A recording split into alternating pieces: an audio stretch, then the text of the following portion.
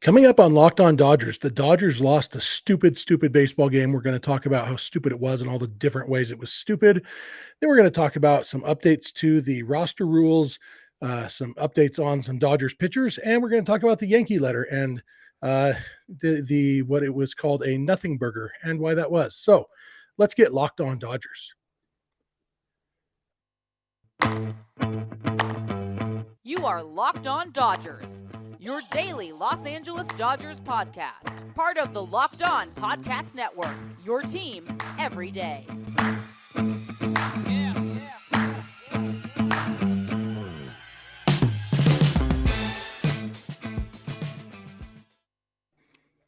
Hello, Dodger fans. This is Locked On Dodgers, part of the Locked On Podcast Network, your team every day.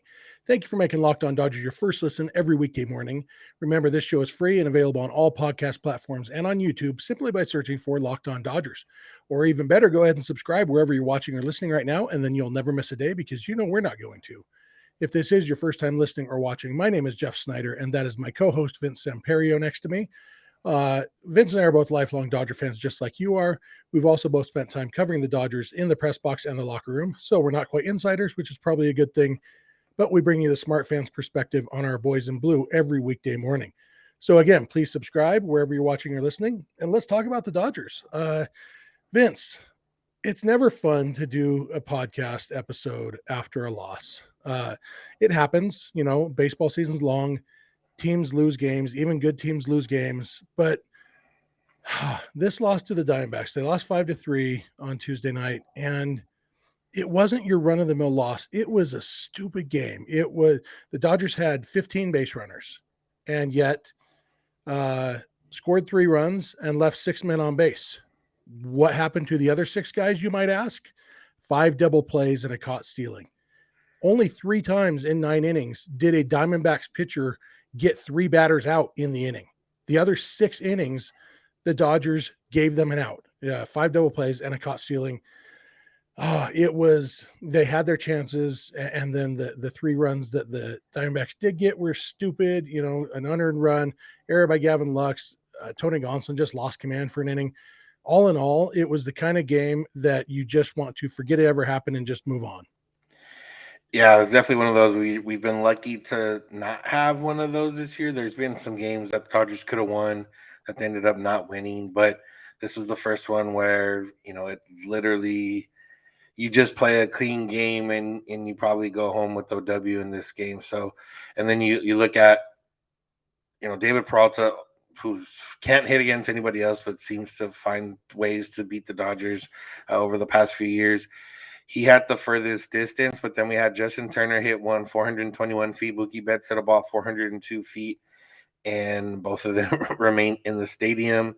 So it was just one of those nights, like you mentioned. And other than Justin Turner's double play ball, all the double play balls were hit hard, which was annoying. You know, one of them, Chris Taylor, said he got a bad read. That one wasn't of the ground ball variety. That was a line out and double up at second base.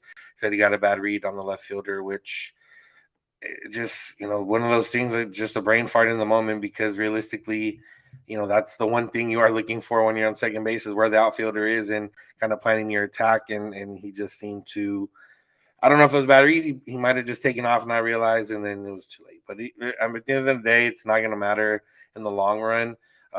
Gavin Lux's throwing troubles did hurt them, but he hasn't had any throwing troubles other than this one. So, you know, it's not that, I don't think it's that big a deal, but hopefully for him, as we've seen before, these have kind of snowballed before in terms of one bad throw becomes 2 bad throws, becomes a few bad throws. So hopefully in that sense, I don't remember if he got the ball hit to him again after that, which I'm sure he did, but he made the throw, I'm assuming. Yeah, he had 2 or 3 almost identical grounders after that, and looked plenty confident, made the throw just fine. After the game, he said he knew he had a bad grip on the ball, and he should have taken an extra half step to fix his grip, and he didn't. But, you know, it seems like one of those things where he knows why it happened, he knows what happened, and he knows how to fix it for next time.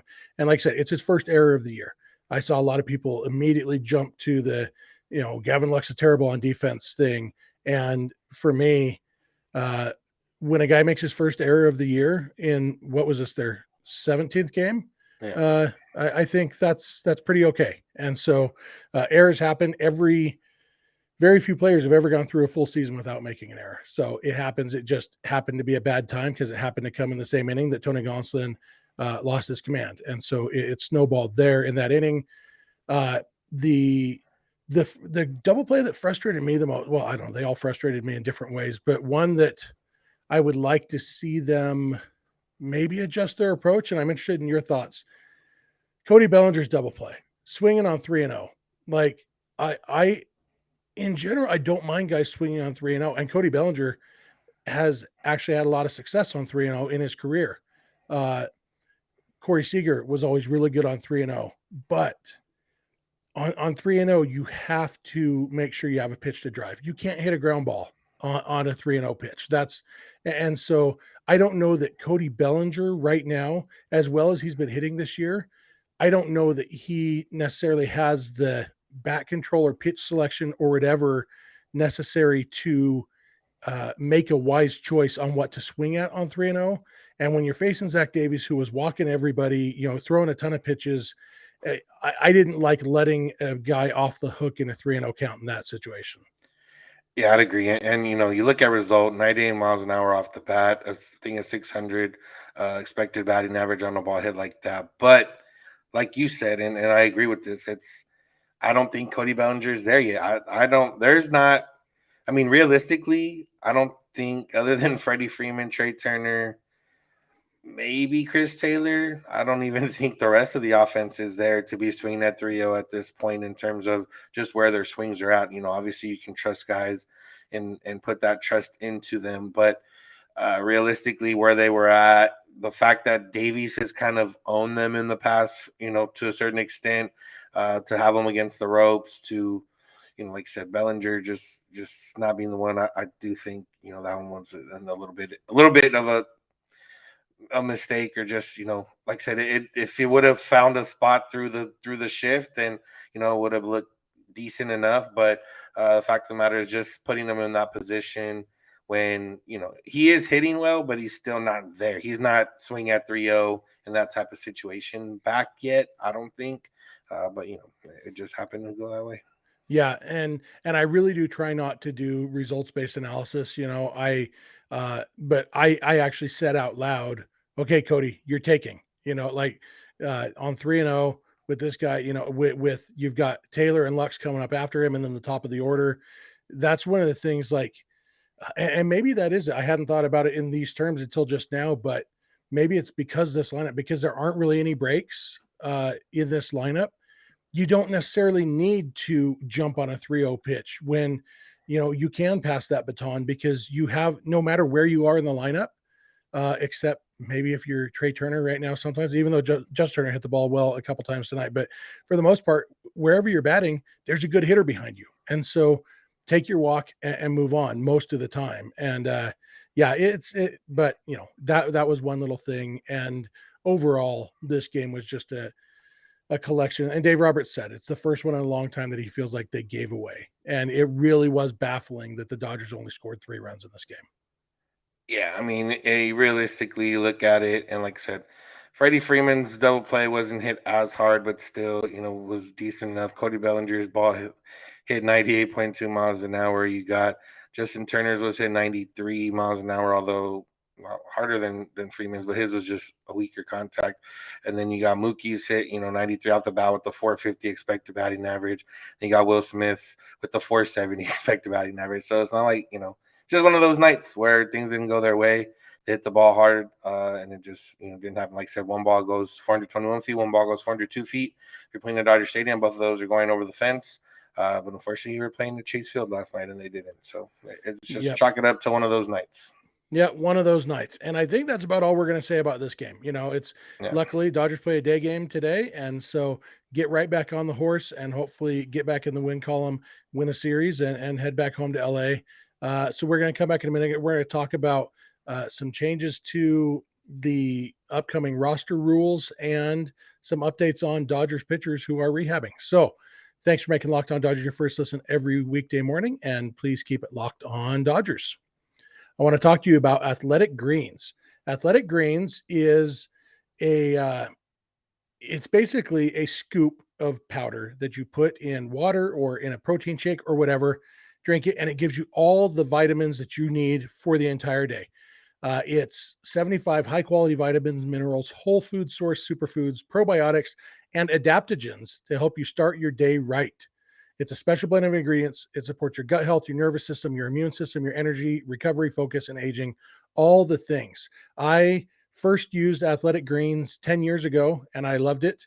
And then I started using it again a couple months ago, and I love it just as much. For me, the way I do it, they say you can just mix it in a glass of water, and you definitely can. I actually like to throw it in my blender with my protein shake. I try to make my meals as simple as possible, and so I'll generally uh, just throw in a protein shake with a scoop of peanut butter, maybe some banana, and a little bit of Athletic Greens, and it's great. It just adds a little bit of minty flavor kind of to your shake. It's really good. You also mix it with a vanilla shake, just straight up like that, and it just adds a little flavor, and it's a great, easy way to get all these vitamins you need.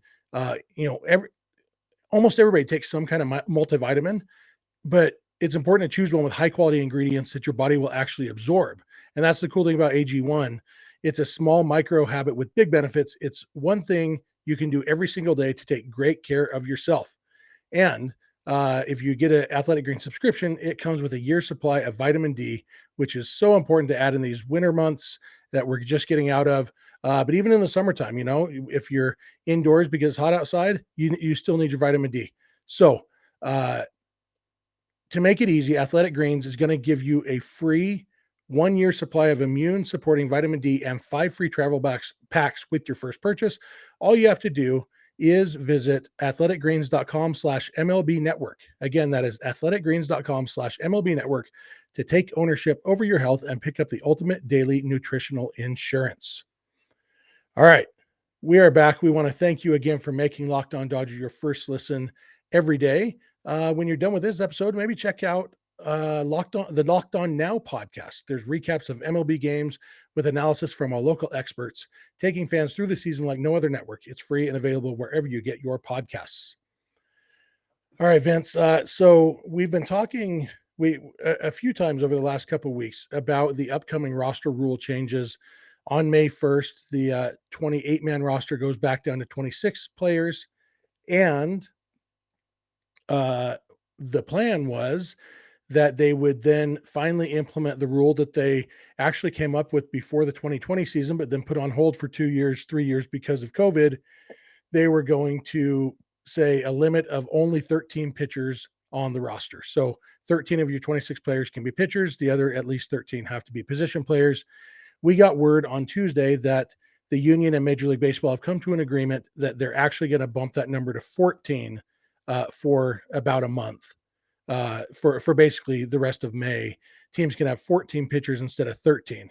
This impacts the Dodgers in a couple ways. It means they can stick with 12 position players, which is what they currently have. And basically, it just means that the 2 players they cut off their roster to go from 28 to 26 both have to be pitchers. That I feel like that at least lets them kick the can down the road a little bit on some decisions.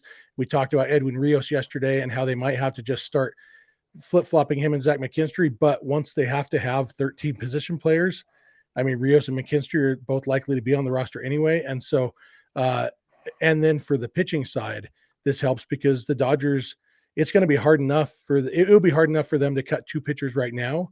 And then when you have guys coming back from injury, some of them pretty soon, there's a lot of decisions to make. And I think this is going to help that roster crunch a little bit. Yeah, it's really going to help because, like I said, it's instead of having to get rid of 3 guys and then plus whoever comes in, Kainley, Ferguson at some point, maybe Victor Gonzalez, you only have to get rid of 2 guys right now, and then Morris when Kainley and them come in, and it's a little bit easier to do that now. They just added Reyes Moranta to the roster. They just added Andre Jackson to the roster, who's not going to be starting in the rotation, so he'll go back down. You got Garrett Clevenger, who was already sent down before injuries. You got Justin Burrell, who's not pitching as often, so it looks a little bit clearer now, but allows them to keep what they need and be able to do what they've been doing in terms of not letting guys overexert themselves. At this point, Clayton Kershaw is going to be a 5 inning guy for the most part, 6 innings if he's efficient. And pretty much everybody else other than Walker Buehler and Julio, if he gets going, are going to be those types of guys. Tony Gonsolin hasn't really ever or has yet to show to be able to pitch deep into a game. Tyler Anderson, as he builds up, could be that guy that pitches a little bit deeper into a game, just because he's a little bit more of a veteran and he kind of knows, what's up. And then Andrew Heaney, which we don't know if he's going to be back for his next start or what, but it just helps out and then keeping people fresh as and what we saw last year, and we talked about it a lot last year. We talked about it a lot in the offseason is Walker Buehler and Julio were guys that weren't they had to pitch 6 7 innings every time. They had to exert themselves, fully every single time. And it might have ended up biting them, later in the season. Now they can kind of keep that, next time Walker Buehler, if the Dodgers are at 5-0 and he's at 80 pitches through 6 innings or whatever, even 5 innings, you know what, Walker, take the rest of the night off and we'll go to the bullpen because we have enough arms. So it really changes their shift for the next month and helps out, obviously. Yeah, and one of those arms that they might be getting back sooner than later is Tommy Kainley, former Locked On Dodgers guest Tommy Kainley. We got word on Tuesday that basically the last box he has to check in his rehab is throwing on back-to-back days, and that is the plan is for that to happen in the next couple days in his rehab, and then assuming that his arm reacts well and he feels good, they're saying he could be activated as soon as the Giants series next week. And so Tommy Kainley, it's been about a year and a half since the Dodgers signed him. He was just fresh off of Tommy John surgery. They signed him knowing that he was unlikely to pitch until this year. And so it's exciting. We saw him a little bit in spring training. He looked pretty good. And I'm excited to get Tommy Kainley back and see what he can do. Yeah, it's exciting because this is a guy that they've counted on, or not counted on, but we've kind of counted him and Ferguson coming back, adding to the back end of the bullpen. And from what we saw in the spring, he seemed to have that changeup going. He seemed to have the velocity was there, and is a guy that can really help out, especially not knowing how long Blake Treinen's going to be out, and especially knowing as good as Gratterall and other guys have been, we even saw a little bit, Gratterall gave up the home run last night, and it wasn't a terrible pitch, but it was something that maybe it could have used a different arm in that spot because guys had pitched the night before, guys they'll need them for tomorrow, so it adds another arm to the back end of that bullpen rather than these guys that they do have. No disrespect to Clevenger and Justin Brewer and even Mitch White, who has done well in those situations. But Tommy Kainley's a guy that's pitched late in games before, is used to it, and that's what he's built for. So that's exciting. We've got a lot of exciting news. Victor Gonzalez threw a bullpen session at Chase Field. That he should be going out on minor league rehab assignment soon. We heard that Dustin May's thrown about 9 bullpen sessions, all around 25-30 pitches. That's exciting, to think that he might be back soon. And then we heard Caleb Ferguson. They've still been pretty cautious, but he might be able to come back mid-May. So by the time these guys are, it works out because by the time these guys are ready, Kainley and Ferguson, either early May, mid-May, they'll have some time to adjust. The Dodgers will still have some extra arms, and then they'll be able to go full bore after that when they have to cut the couple other arms. Yeah, and obviously Dustin May is the most exciting of those. He's also probably the furthest off in the distance. Even with the progress he's making, coming back from Tommy John surgery, progress is slow, and so it's easy as a fan to see, oh, he's throwing a bullpen session. He's going to be back in a few weeks, and no, it's still going to be a couple more months. But when he comes back, it seems like everything's going well in his rehab, and that's all we can really hope for as fans, that he can come back being about what he was when he went down, because he was well on his way to being one of the nastiest pitchers in baseball. Yeah. And it just adds to, I mean, we're talking about guys like Clevenger and Mitch White. These are guys that have gotten big outs for the Dodgers here in the last few days. Clevenger is a guy from the left side throwing upper 90s, and Mitch White's played a variety of different roles. And these are guys that, we're talking about that are going to have to go down or be, casualty of the roster situation. And, as much as the Dodgers have injuries and everything like that, they are better built for it this year than they were in years past. Yeah, absolutely. All right, we're going to come back in a minute.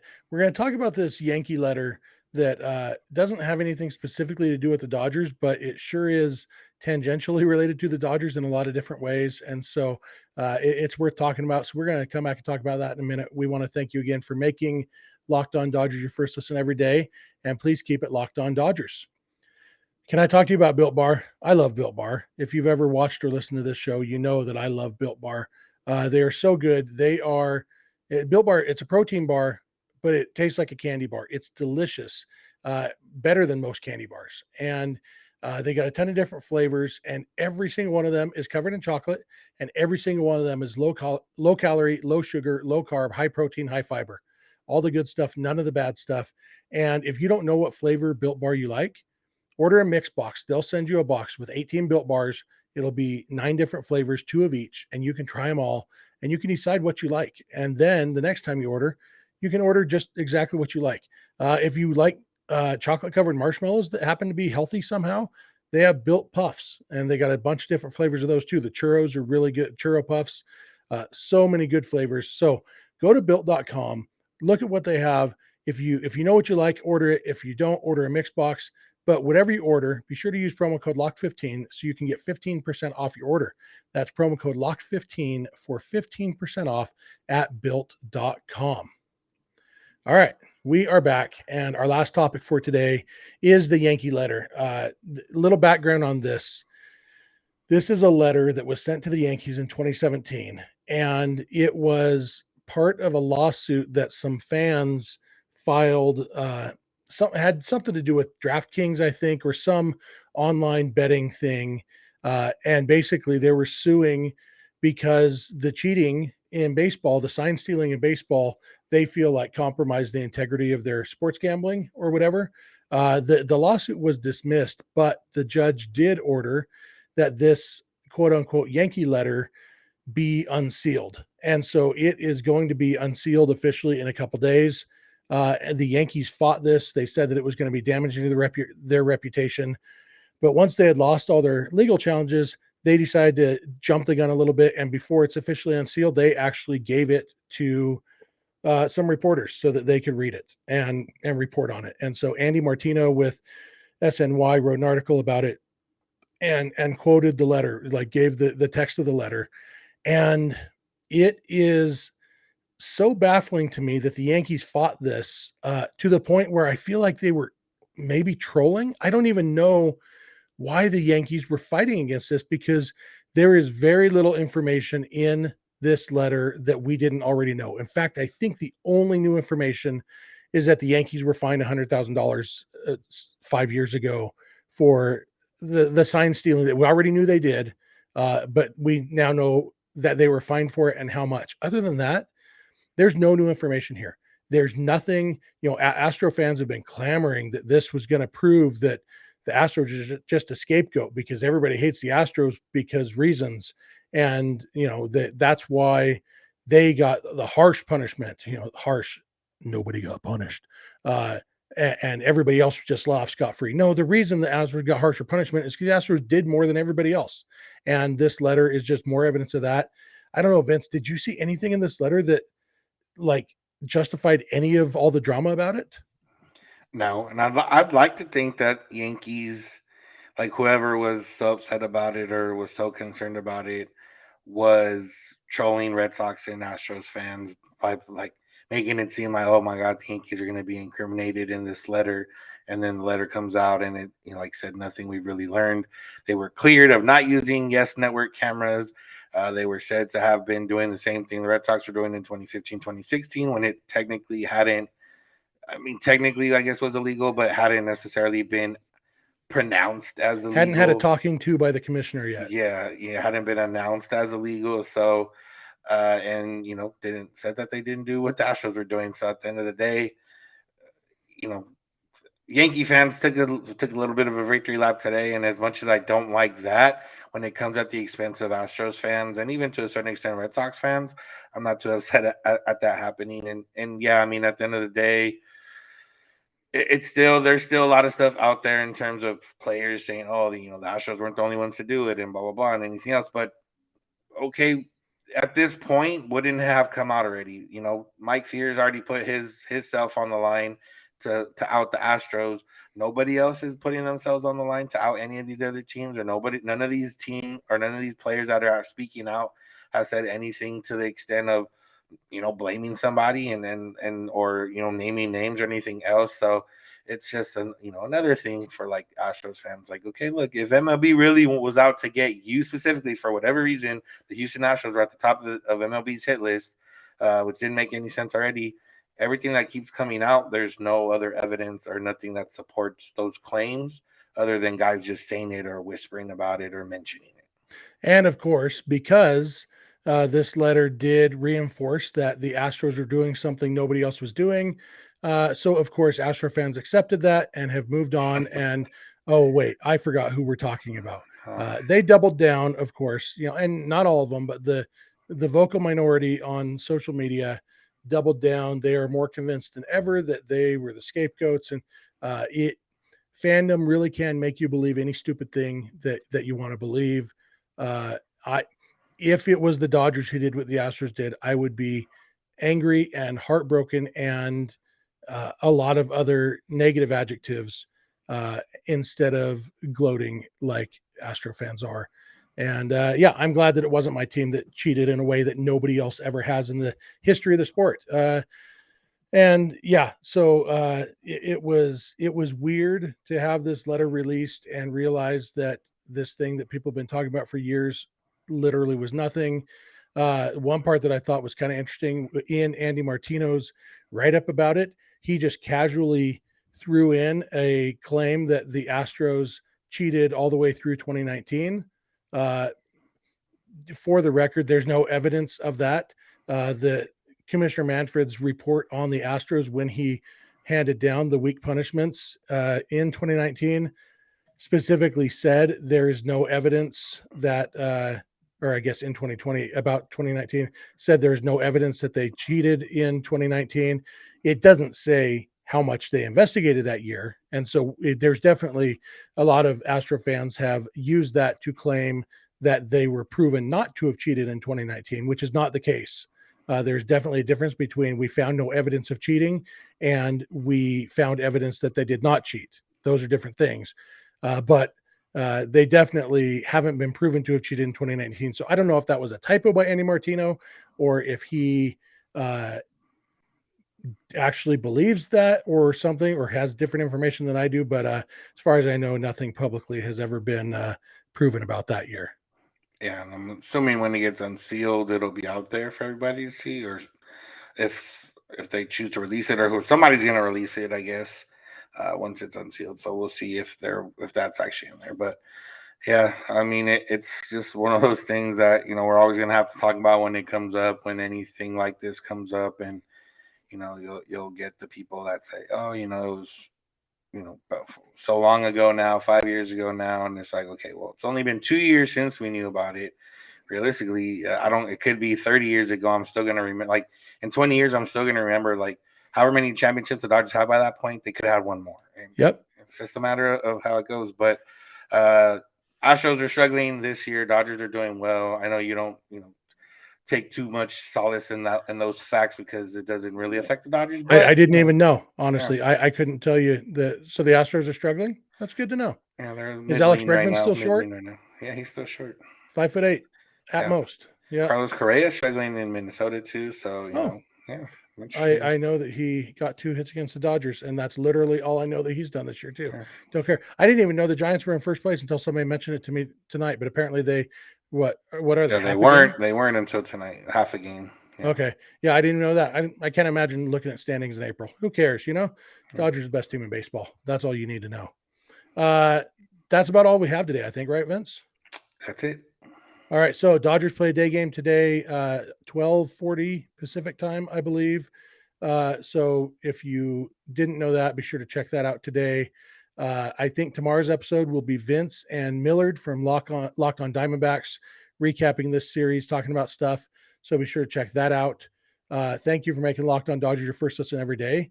Now, for your second listen, check out Locked On MLB, where Paul Francis Sullivan, please call him Sully, brings you his unique perspective on the major leagues past and present. It's free and available wherever you get podcasts. I was on Locked On MLB with Sully yesterday. If you didn't get a chance to listen to that, he and I had a good conversation. We talked Dodgers, we talked baseball in general. It was a lot of fun, so check that out. If you're not watching or listening to Locked On Dodgers every day, we would love it if you add 1 or 2 days a month to your rotation. I just saw this week we were third on the Locked On Network among baseball shows in listenership. Both the Mets and the Braves were ahead of us, and we can't really stand for that, Dodger fans. So let's bump them numbers up. If you have friends or family who love the Dodgers as much as you do, tell them about the show. Maybe they'll like it.